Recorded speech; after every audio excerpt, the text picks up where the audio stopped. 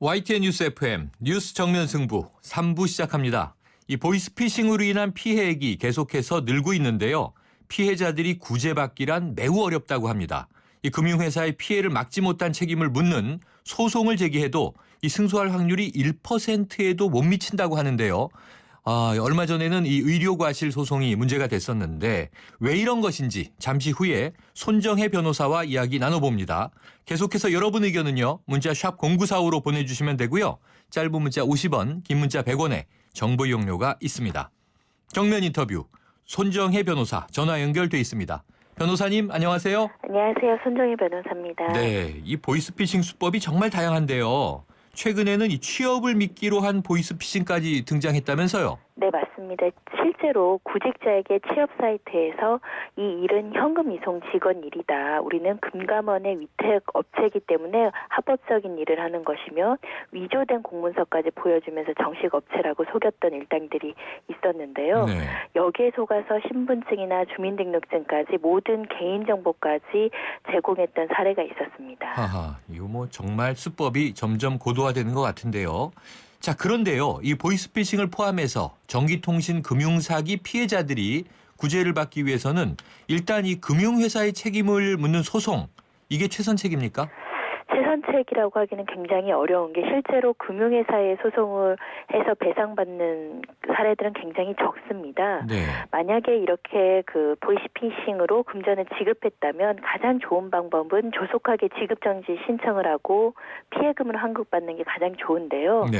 이게 이미 지급받기 어려운 사정이라고 한다면 일단 보이스피싱 그 일당에게 배상 청구를 하거나 대포 통장 명의자한테 손해배상 청구를 하는 방법이 있습니다. 네. 그리고 이것도 여의치 않으면 금융회사에 이제 손해배상 청구를 하는 방법이 있을 수 있는데 네. 이것은 전자금융거래법에 따라서 이루어지는 그 소송입니다. 근데 네. 전자금융거래법에서는 이 배상 책임을 지는 사고의 유형을 세 가지로 정하고 있고요. 네. 특히 이 세 가지 유형의 사고에 해당된다고 하더라도 그 이용자한테 고의나 중과실이 있으면 또 배상 책임을 하지 않을 수 있도록 규정하고 있기 때문에 네. 매우 배상 책임을 인정하는 요건이 까다롭고 어렵다라고 이해하시면 되겠습니다. 아하, 최선책이 아니다. 지금 말씀해 주신 것으로는 뭐 거의 3순위 정도가 되네요. 범행 당사자, 그다음에 대포 통장의 이제 명의자. 그래도 안 되면 이제 금융회사인데 지금 말씀하신 대로 왜 이렇게 까다롭게 이 책임을 묻게 돼 있는 겁니까? 실제로 금감원 자료에 의하면요. 2012년도부터 작년 10월까지 진행된 금융회사에 대한 손해배상 청구 소송이 274건이 있었습니다. 네. 그중에 판결 선고까지 난 사건이 139건에 이르는데요. 네. 대부분은 다 패소하고 승소 판결은 단 한 건이고요. 네. 그리고 5건 정도가 조정으로 일부 배상을 받은 사건이 있었습니다. 그만큼 금융회사의 어떤 법적 책임을 인정하는 데는 굉장히 제한적이라고 보시면 되는데요. 네. 일단 아까 말씀드린 것처럼 전자금융거래법에서 배상 책임이 인정되는 세 가지의 사고는 적금 매체의 위조나 변조 사고라고 해서 보통 말하는 공인인증서들이 위조됐거나 네. 아니면 은행에서 송금 과정에서 사고가 발생하거나 네. 아니면 이런 은행의 정보통신망법에 의한 그 해킹 소위 말한 침입이나 네. 부정한 방법으로 이렇게 돈을 빼가는 사고가 일어났어요. 은행이 세금을 지게 돼 있는데 네.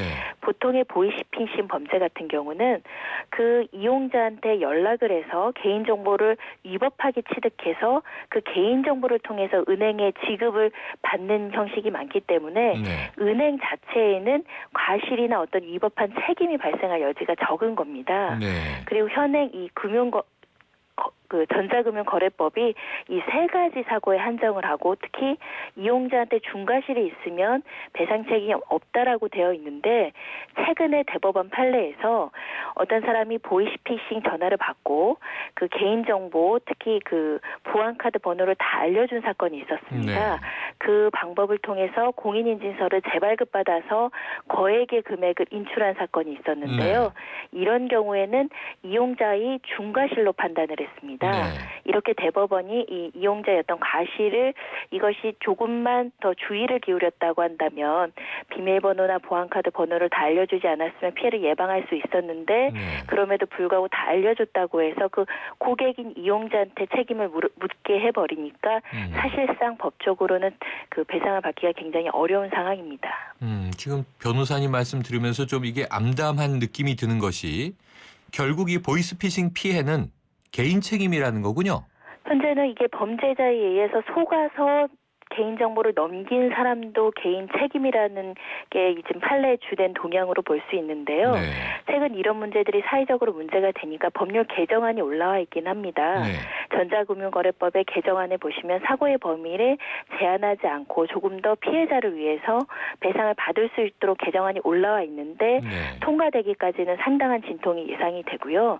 만약에 이런 것들이 통과된다고 한다면 금융회사에서 자체적으로 이상거래 탐지 시스템을 강력하게 구축해서 네. 피해 예방을 위해서 조금 더 조치를 취할 것으로 예상을 하기 때문에 이런 법률이 개정되는데 국민들이 좀 힘을 실어줄 필요가 있고요. 네. 또 한 가지 어떤 개선책으로는 이 보이시피싱과 관련된 보험이 나와야 되는 거 아니냐. 아하. 그래서 이런 사회적인 비용, 이런 사회적인 배상의 문제를 조금 시민사회나 금융회사나 정부가 각각 좀 분담할 필요성이 얘기까지 나오고 있는 네. 상황입니다. 그런데 어쨌든 이제 이 가능할 수도 있는 범죄 피해를 예방하기 위한 보험 상품까지도 나와야 할 판이다. 지금 이런 말씀이시네요. 네네. 지금 아까 말씀하신 대로요. 이 200수십 건 지금 소송 중에 130여 건은 아까 판결 났다고 말씀하셨고 그럼 계속 진행 중인 사건들도 100여 건이 될 텐데 그럼 앞으로도 구제받을 가능성은 높지가 않겠네요. 현재의 대법원 판례나 법률에 근거하면 구제받을 가능성이 크지 않고요. 특히 내가 보이스피싱 업자한테 속아서 개인정보를 스스로 알려준 경우에는 네. 사실상 금융회사로부터 배상받기 어렵다라고 생각하시면 됩니다. 그렇군요. 자, 이 소송에서 승소하지 못하면요. 결국 이 소송 비용도 피해자들 몫이 되는 거죠? 원칙적으로 소송 비용도 본인들이 부담하게 되고 특히 패소했을 때는 상대방의 소송 비용도 부담하게 되는데요. 네. 요즘엔 이런 것들에 문제가 돼서 소송 비용이나 이런 것들을 감액해 준다던가 소송을 지원해 주는 여러 가지 지원책은 마련되고 있습니다. 네. 자, 그렇다면 아까 이제 순위를 처음에 말씀해 주셨는데 이 보이스피싱을 행한 범죄자를 잡는다면 그러면은 그를 대상으로 해서 이 피해를 구제받을 수 있는 방법 있는 건가요? 범죄자가 잡혀서 형사처벌을 받는다면 당연히 민사청구는 가능한데요. 네. 문제는 뭐냐면 보이스피싱 범죄자들이 자기 명의로 재산을 두지 않고 네. 재산을 모두 다 은닉하거나 다른 곳에 숨겨놨다면 사실상 손해배상을 받기는 어려운 점들이 있습니다. 특히 보이스피싱 업자들이 대부분 중국이나 이런 데로 재산을 빼돌린다고 네. 하면 국내에서 손해배상까지 받기는 어려운 사정들이 좀 있습니다. 형사 판결이 난다면 민사 청구의 대상은 되지만 결국은 돈이 없거나 지금 대부분 사건이 조직범죄이기 때문에 총책은 중국에 있는 경우가 많고 국내에서는 그냥 이제 이 사기 전화를 거는 방식이었잖아요. 네네. 그러면 이제 쉽지 않다라는 생각이 드네요.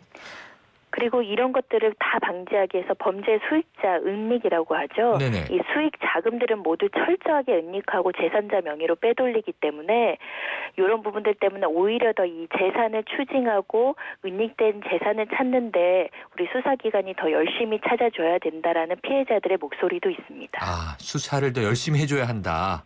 그리고 이 수사가 범인을 검거하는 것만이 아니라 은닉 재산을 이제 회수하는 것까지도 철저하게 수사를 해줘야 된다. 그런 필요성이 높겠군요. 실질적으로 보이스피싱 피해자들은 형사처벌도 중요하지만 손해난 재산을 다시 회복하는 게 가장 중요한데요. 그렇죠. 이 부분까지 추적해서 피해 회복까지 해주는 그런 제도가 조금 더 강화된다고 한다면 지금 피해로 인해서 한번 누르신 피해자들이 조금 더 위안을 삼지 않을까 싶습니다. 네, 자, 제도적인 개선의 필요성 지금 지적을 해주셨고요.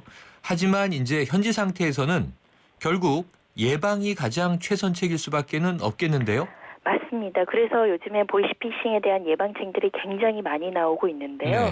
근데 항상 신종수법이 나오다 보니까 아하. 또 신종수법에 제대로 대처하는 경우가 대처하기 어려운 상황들도 많이 발생을 합니다. 네. 근데 가장 중요한 것은요.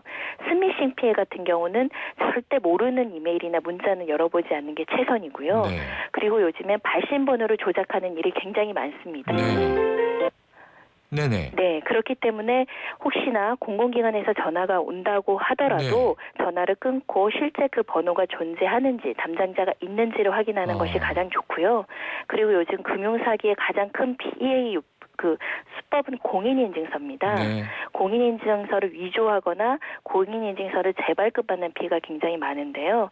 그래서 요즘 OTP 카드로 변경하거나 네. 그래서 조금 더 강화된 수법을 써야 된다라는 그 전문가들의 의견에 따라서 이걸 변경하시는 게 좋고요. 네. 그 대출 사기가 가장 문제입니다.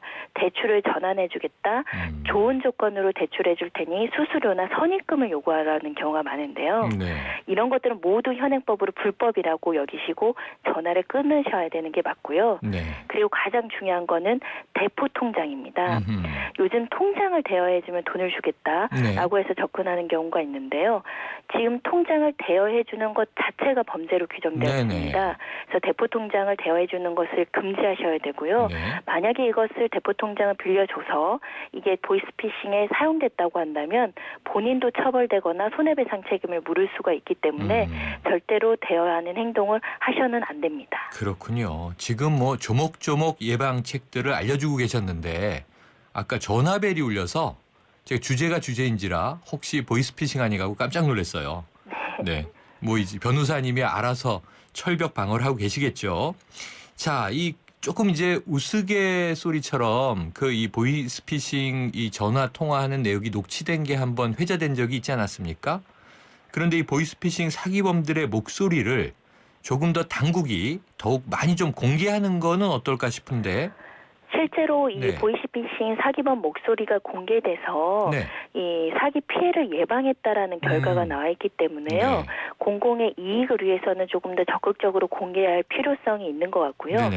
예를 들면 범죄 유형을 알려주는 것도 굉장히 중요하지만 네. 실제로 이 범죄가 어떻게 이루어지고 있는지 사기범의 목소리를 알려주는 것은 수사나 범죄 예방을 위해서는 반드시 필요한 것 같습니다. 네. 법적 문제는 없는 거죠? 네, 없습니다. 아, 알겠습니다. 오늘 말씀 감사합니다. 감사합니다. 지금까지 손정혜 변호사였습니다.